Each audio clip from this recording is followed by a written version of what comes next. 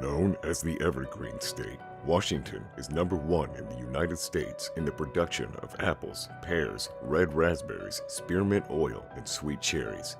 It is also well known for paranormal phenomenon since it was established in 1889. From a poltergeist in City Hall to an asylum riddled with malpractice, today we discuss the 5 most haunted places in Washington. Number 5. University Heights, Seattle. The University Heights Center opened in 1902 as an elementary school. It was opened until 1989. Then, contractors rebuilt it to become the community center standing to this day. During its history, there was one tragic event. A teacher allegedly locked a misbehaving student in a closet. She forgot about him and left him there for the weekend. The boy, named Brian, died in the closet. Today, witnesses have seen his ghost in one of the classrooms. No other ghosts by name are known.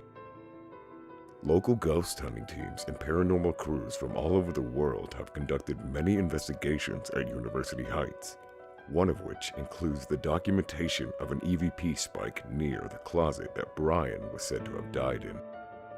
No intelligible words were concluded in this attempt, but coinciding with a sudden temperature spike, one could come to the conclusion that this was definitely not just your normal elementary school.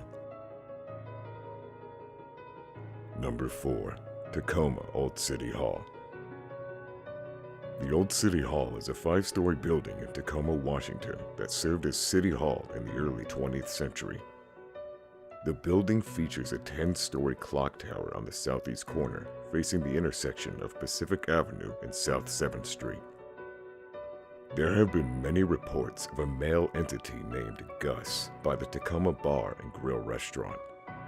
Gus has had an intimidation act for each new employee. He would knock each bottle of alcohol off the shelf, assembly line fashion, in front of the employees, yet the bottles never broke. Afterwards, the stove worked again and not another hitch. Gus would stop his pranks when the new employees would start talking to him. Apparently, he was lonely and wanted attention in this manner. Tenants have been locked out of their offices and doors slammed by themselves.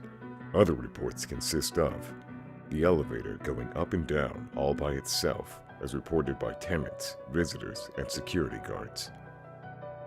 The entities that haunt the Old City Hall likes to exercise the security guards to keep things lively. Security guards have spent many a nights chasing intelligent shadows throughout this building, and guards would see shadows floating down the halls and go around them as they patrolled the premises. Number 3. Mount Baker Theater, Bellingham. Mount Baker Theater is a 1,517-seat performing arts venue and a National Historic Landmark in Bellingham, Washington. It is also no secret that it has had its fair share of paranormal encounters. Mysterious noises, ghostly apparitions, and chilly corridors are just some of the hair-raising experiences that have been said to occur at Mount Baker Theater.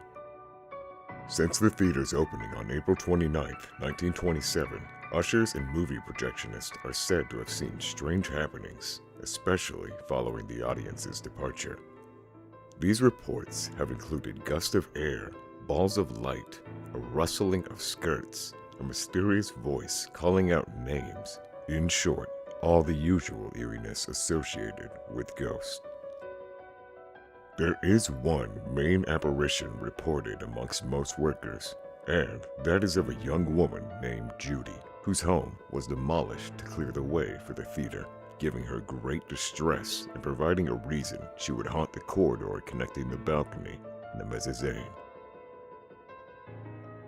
Number 2. Northern State Mental Hospital. In 1909, Washington had 2 overcrowded asylums, Western State Hospital and Eastern State Hospital in Medical Lake. Rather than enlarging these asylums, the state decided to build a third. The institution was established in 1909 and the first patients arrived in December 1912. The list of reasons people could be committed is, for lack of a better term, phenomenal. Men committed their wives for being too excitable. One man was committed for being a religious maniac just for offering religious services to the asylum. Orphans were committed for simply having attention deficit disorder, and many more committed due to imbalacy or learning disabilities.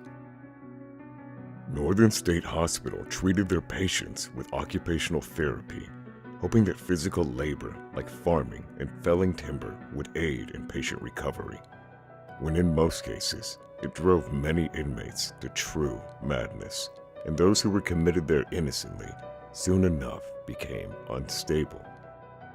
When occupational therapy didn't work, doctors performed inhumane procedures on inmates such as electroshock therapy, sleep deprivation, malnourishment, and lobotomies.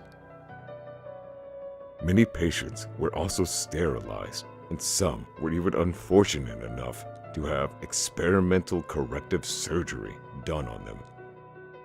The hospital closed in 1973, and Washington converted part of the complex into a Job Corps facility and drug treatment center. Although they use most of the buildings, some have been torn down and others are empty and deteriorating. The graveyard had become overgrown, but in 2006, local citizens erected a monument to honor the forgotten dead there. While the dead may be at peace in the graveyard, some people believe the restless dead still walk the crumbling halls of the hospital. Several people have reported seeing children walking around the old buildings, sometimes playing as if they were still alive. Other people claim to have seen a nurse in a certain building pushing a man in a wheelchair. To this day, reports of screaming and wails of sheer terror are still a common occurrence. Number 1. Black Diamond Cemetery. Black Diamond Historical Cemetery is located in Black Diamond, Washington. Once known for its coal mining, the cemetery was founded in 1884.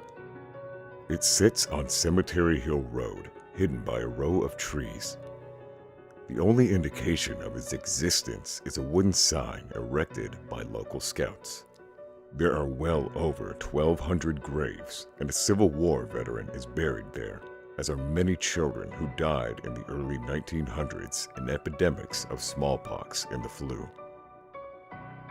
At least half a dozen graves mark those of mine workers who died in explosions in 1902, 1910, and 1915. Average reports consist of lights seen on foggy nights that are believed to be spirit lights from the lanterns of spirit miners. A white horse seen near the headstones. Sound of whistling heard on dark, cloudless nights, and countless orbs.